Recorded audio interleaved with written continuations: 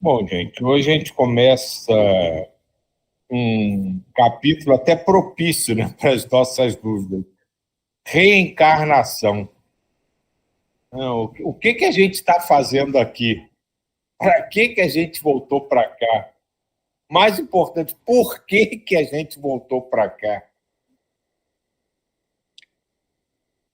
Vamos ver se essa leitura esclarece um pouco tudo isso. Reencarnação. Na aula teórica, tivemos conhecimentos de anatomia, estudamos o corpo humano, depois vimos, através de filmes, muitas reencarnações. Presenciamos nascimentos de gêmeos, observamos como dois ou mais espíritos se preparam para reencarnarem juntos. E também como é feito o processo de esquecimento do passado. Todos nós temos na reencarnação um recomeço. Não nos convém recomeçar lembrando o passado. Temos a bênção do esquecimento dos nossos erros, para que no novo corpo recomecemos sem a dor do remorso. E isso é tão caridoso, né? Algumas pessoas reclamam disso às vezes, mas vamos pensar direitinho como é caridoso isso, da gente chegar aqui e ter a chance de recomeçar uma jornada sem que o peso dos nossos deslizes, das nossas atrocidades do passado, nos encham de remorso, de angústia. Certamente, nenhum de nós conseguiria dar um passo se tivesse que carregar, a cada vez que retorna à Terra, o peso não apenas dos erros conscientes que cometeu, mas principalmente dos erros inconscientes, aqueles que cometemos sem perceber que estávamos causando mal a alguém, levando tristeza a alguém, e simplesmente seguíamos a nossa vida, porque naquele momento tudo era proveitoso para cada um de nós. Seguíamos felizes, alegres e achando que tínhamos conquistado algo, sem olhar em volta, sem perceber ninguém ao redor. O pior de tudo isso, sem olhar para dentro de si mesmo.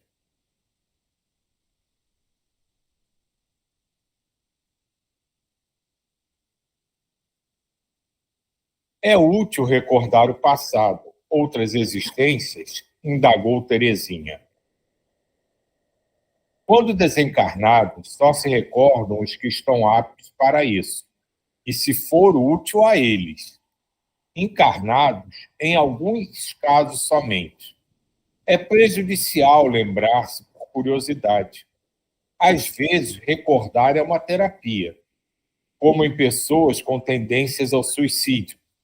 Talvez, sabendo um pouco do que sofreu quando se suicidou, em vida passada lutará contra essa tendência e tentará superá-la. Algumas pessoas com traumas têm seus problemas amenizados com a lembrança.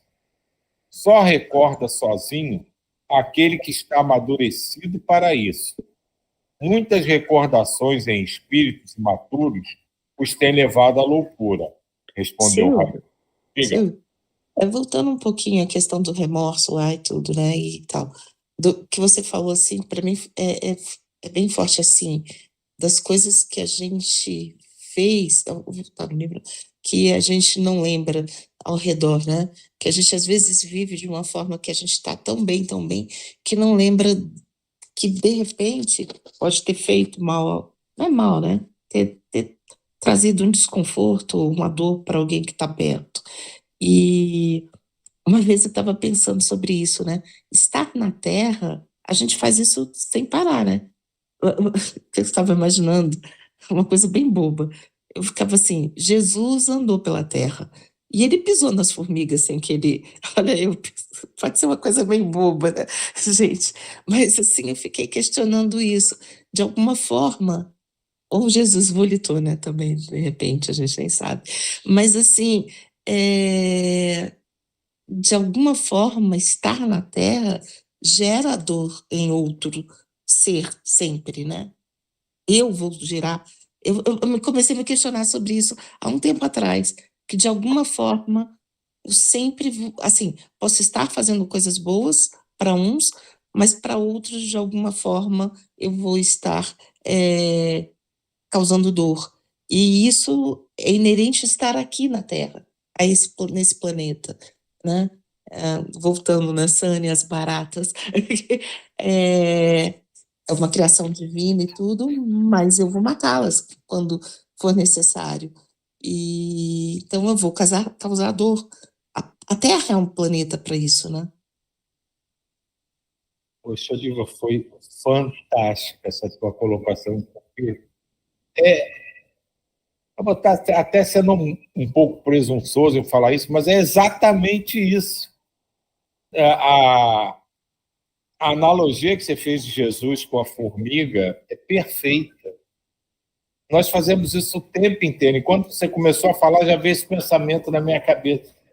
De fato, a gente faz isso a vida inteira, porque nós ainda somos cheios de egoísmo. A gente ainda muito se preocupa mais consigo mesmo do que com qualquer coisa ao nosso redor. Basta cada um olhar para as situações em que envolvem as pessoas mais próximas, geralmente familiares, né? Pais, mães, filhos.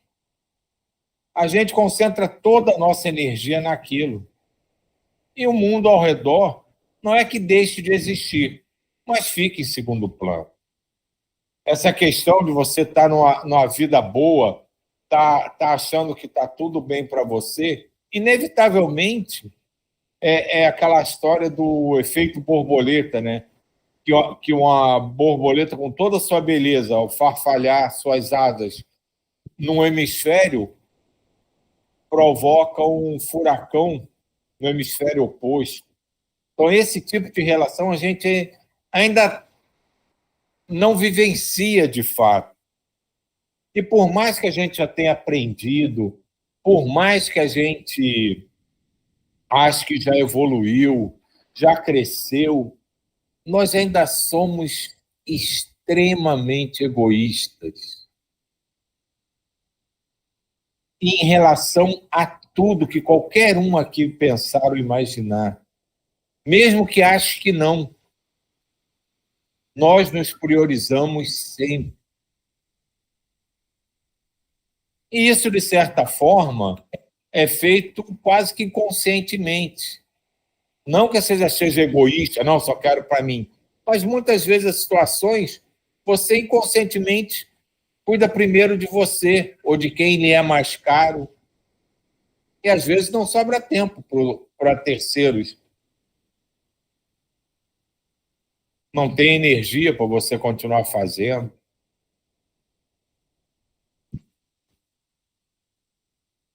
Diga, Fernanda. Outro dia eu estava ouvindo uma pessoa, uma palestra, e falava sobre Dharma e Karma, né?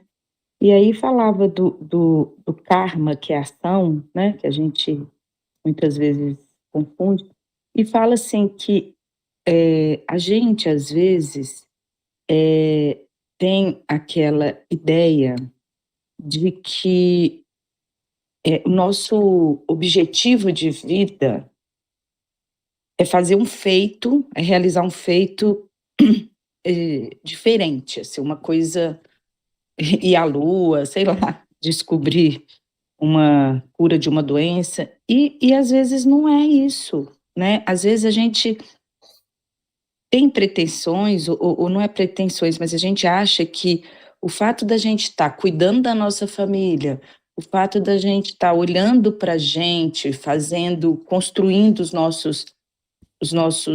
nossas reflexões, buscando trabalhar no bem, isso é o nosso objetivo, sabe? Cuidar de um ente querido da família que está doente. Não é egoísmo, sabe? É uma necessidade tanto para o outro quanto para você, né? Então, assim, eu não sei como colocar isso no que a gente está falando num todo, mas tem muito a ver, me veio isso na cabeça, porque a gente acha que tem que fazer algo mirabolante, fazer coisas super, super maravilhosas, e o dia a dia da gente já diz muito, né? Nesse aspecto que eu queria colocar.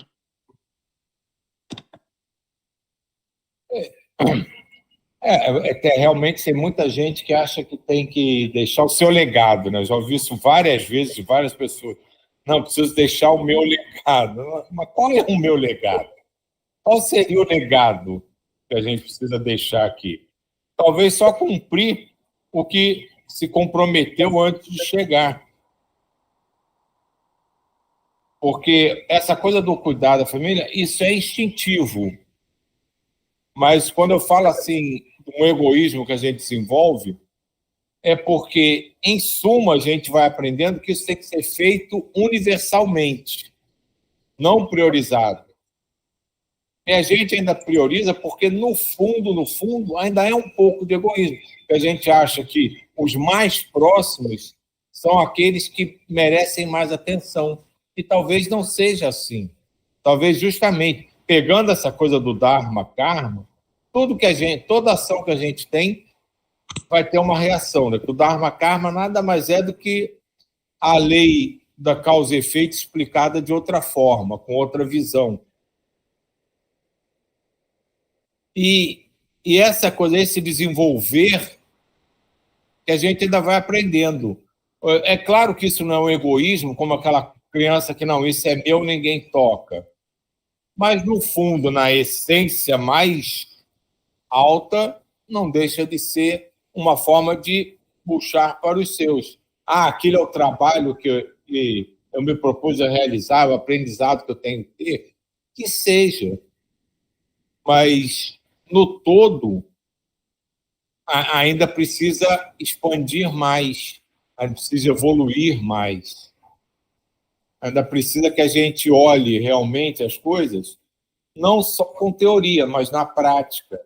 É aquela história que a gente repete muito, somos todos um porque todos são iguais. Se todos são iguais, todos merecem o mesmo tratamento, as mesmas atenções, e tudo que a gente possa imaginar tem que ser igual para todo mundo. A gente ainda não está nesse nível, não é porque seja errado ou porque seja certo, não. É só porque a gente não está nesse nível ainda. Ponto final. Fernando, você quer falar de alguma coisa de novo?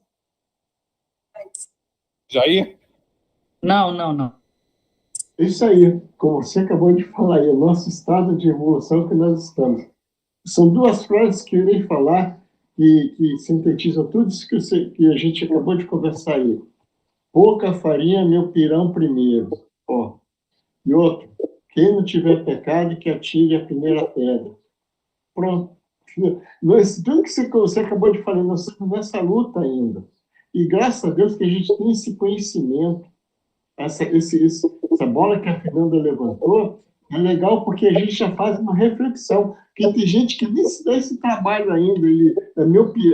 Pouca farinha é meu pirão primeiro e vai mesmo e pronto. A gente pode até ficar em dúvida, sabe? É só isso que eu queria falar.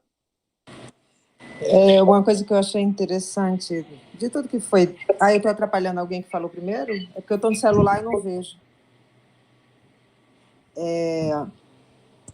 Eu achei muito interessante que a Fernanda estava falando, que às vezes nessa coisa de você fazer uma coisa muito grandiosa e, na verdade, o que você está fazendo, às vezes, cuidando de um parente ou de qualquer coisa, é instintivo?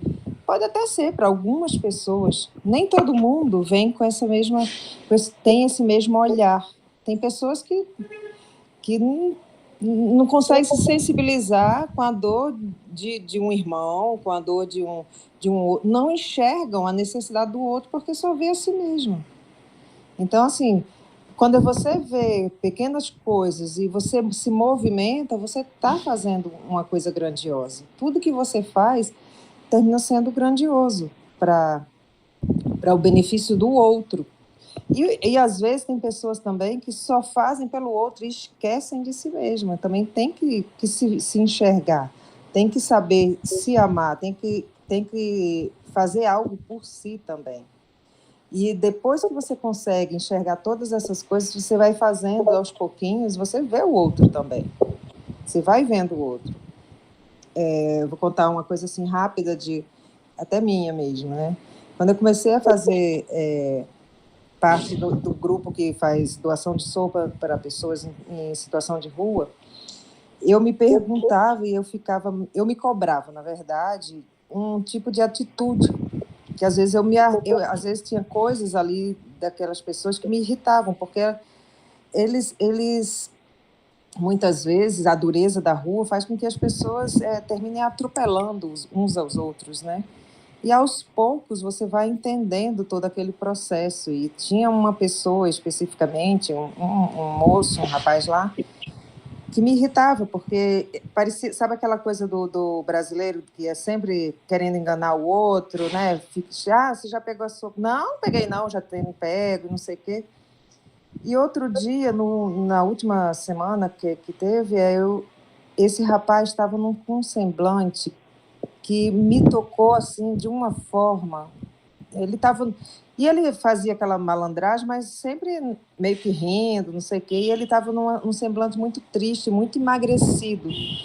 E aquilo ali me veio uma compaixão daquela pessoa, e eu comecei a entender assim, não, as coisas você vai amadurecendo, você vai aprendendo a amar aquelas outras pessoas que não são do seu círculo de amizade, que não são não são parentes, não são nada, né? Mas são irmãos de qualquer forma. E você começa a enxergar de uma outra forma, porque antes eu sempre que passava por uma pessoa que estava naquela condição, eu fazia, meu Deus, me ajude a entender, porque eu não... Me ajude a saber ajudar, porque eu não sei o que fazer. Ajude por mim. Né? E aí você vai entendendo outras coisas, outras situações, né?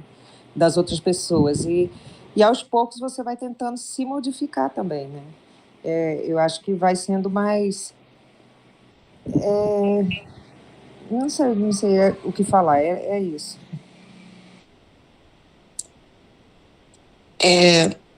Não sei se tem tempo. Eu acho interessante porque eu levantei a bola desse negócio do remorso, né? Da reencarnação, a gente esquecer para não ter remorso, né? E aí, voltando ao início, quando o Silvio falou que tudo está certo e tudo está errado, né? Nas tentativas de erros e acertos, é isso que eu comecei a ver agora, através dessas conversas todas que a gente tivemos. O planeta, quando a gente vem reencarnar, essa coisa de esquecer o passado, né? De esquecer todas as nossas vidas anteriores, é porque sim, nós acertamos e erramos o tempo todo. E de alguma, pelo menos eu estou sentindo isso, e que de alguma forma esses erros e acertos, eles fazem parte desse crescimento espiritual que a gente tem. E que se realmente eu me lembrar de todos, se eu me apegar aos meus erros, e vier reencarnando apegada aos meus erros, eu fico presa e não vou deixar de acertar, né? E ao mesmo tempo, se eu me apego aos meus acertos, né, reencarno, só pensando que eu fui bambambam, que eu de alguma forma acertei muito e tal, eu também me impeço de crescer, né, de evoluir. Então, esse esquecimento na reencarnação, ele se torna muito necessário para a gente realmente estar aberto a essas tentativas de erros e acertos. É isso que eu vim mais ou menos agora. De certa forma, desculpa, é o Djaí, né? Não, pode falar. Pode falar. Não, Diva, mas de certa forma, sim, eu enxergo dessa maneira aqui, não sei se estou certa. É um esquecimento mental, mas ele tem um registro, né, das nossas vidas passadas dentro dessa vida atual aqui. E tudo que acontece na nossa história hoje tem os registros do passado. É claro que eu entendi o que você falou, é para gerar, né, ficar preso àquilo, ou à vaidade, ou à destruição, assim, digamos, entre aspas, né? O excesso nem ao menos, nem ao mais. Porém, é uma continuidade, né? Não é isso, gente? Tudo é uma continuidade. A gente tem os registros do passado e a gente está vivendo aqui buscando essa evolução sempre. Diga aí, Jay. O que eu gostaria de falar é que nós temos que ser grandes perante Deus, não perante os homens. Todos nós temos esses anseios de fazer grandes efeitos, mas perante Deus isso não tem significado nenhum.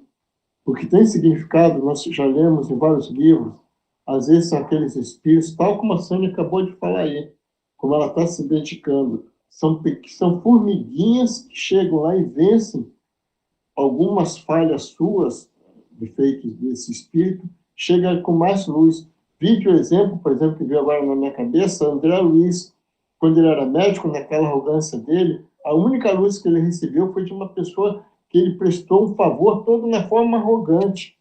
E tem várias literaturas espíritas que falando isso. Aqueles espíritos bem humildes que você não dá valor nenhum perante os olhos humanos, ele chega no outro lado, ele é um espírito com muita luz. É só isso que eu queria falar.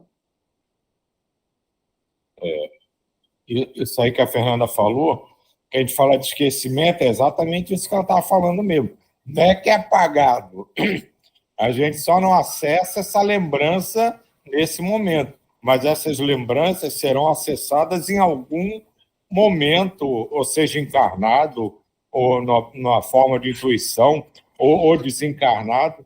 Essas lembranças, né, esses atos passados, eles não são nunca apagados, eles estão sempre registrados, e até a gente lidar com eles, aprender a lidar com eles, e usando até a expressão vencê-los, eles vão estar ali se apresentando nos momentos em que a gente pode lidar com eles. Eles não são apagados. E mesmo depois que a gente pode dizer que venceu essa ou aquela dificuldade, essa ou aquela forma de vivenciar ou de agir, eles não somem. A gente simplesmente passa a não dar importância a eles, porque a gente já resolveu intimamente a nossa relação com aquele fato, com aquela situação.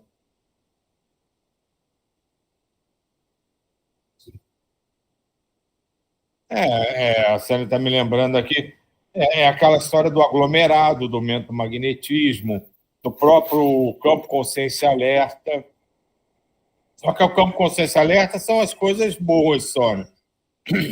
Mas as outras memórias estão ali também e vão ser acessadas de acordo com a possibilidade de cada um lidar com elas quando elas se reapresentarem para a gente.